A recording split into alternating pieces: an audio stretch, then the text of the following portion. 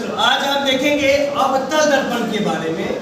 हम जानते हैं कि किसी कांच के टुकड़े का बाहरी सतह कलाई करते हैं ना, तो अवतल दर्पण कहलाता है। यानी अवतल दर्पण में बाहरी सतह कलाई किया हुआ रहता है।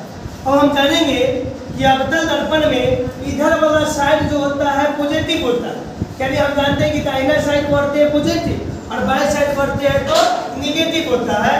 तो अवतल दर्पण में बात करें वस्तु दूरी का, तो हम हमेशा अवतल दर्पण में जो 6 गो स्थिति पढ़ते हैं उसमें वस्तु दूरी हमेशा इधर बाएं साइड रखा था। ये हमारा बाएं साइड हो गया, ये हमारा दाएं साइड हो गया।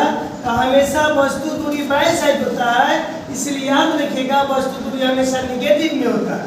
दूसरा, फोकस दूरी भी हमेशा बाएं साइड में होता है। अवतल दर्पण में फोकस दूरी की बात करें तो हमेशा बाएं साइड में होता है, इसलिए फोकस दूरी भी हमेशा निगेटिव होता है। यानी वस्तु दूरी भी निगेटिव और फोकस दूरी भी निगेटिव। तीसरा बात करते हैं प्रतिबिंब दूरी का। तो प्रतिबिंब दूरी, यदि प्रतिबिंब वास्तविक बनता है तो प्रतिबिंब दूरी निगेटिव होगा। यदि प्रतिबिंब काल्पनिक बनता है तो प्रतिबिंब दूरी पॉजिटिव होगा।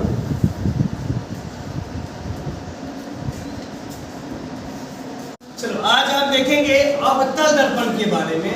हम जानते हैं कि किसी कांच के टुकड़े का बाहरी सतह कलाई करते हैं ना, तो अवतल दर्पण कहलाता है। यानी अवतल दर्पण में बाहरी सतह कलाई किया हुआ रहता है। अब हम जानेंगे कि अवतल दर्पण में इधर वाला साइड जो होता है पॉजिटिव होता है। यानी हम जानते हैं कि दाहिना साइड बढ़ते हैं पॉजिटिव और बाएं साइड बढ़ते हैं तो निगेटिव होता है।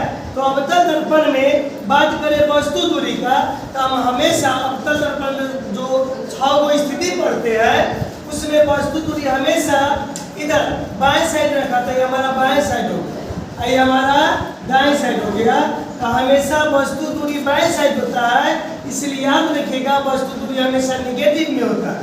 दूसरा, फोकस दूरी भी हमेशा बाएं साइड में होता है। अवतल दर्पण में फोकस दूरी की बात करें तो हमेशा बाएं साइड में होता है, इसलिए फोकस दूरी भी हमेशा निगेटिव होता है। यानी वस्तु दूरी भी निगेटिव और फोकस दूरी भी निगेटिव। तीसरा बात करते हैं प्रतिबिंब दूरी का। तो प्रतिबिंब दूरी, यदि प्रतिबिंब वास्तविक बनता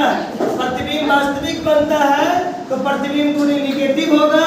यदि प्रतिबिंब काल्पनिक बनता है तो प्रतिबिंब दूरी पॉजिटिव होगा।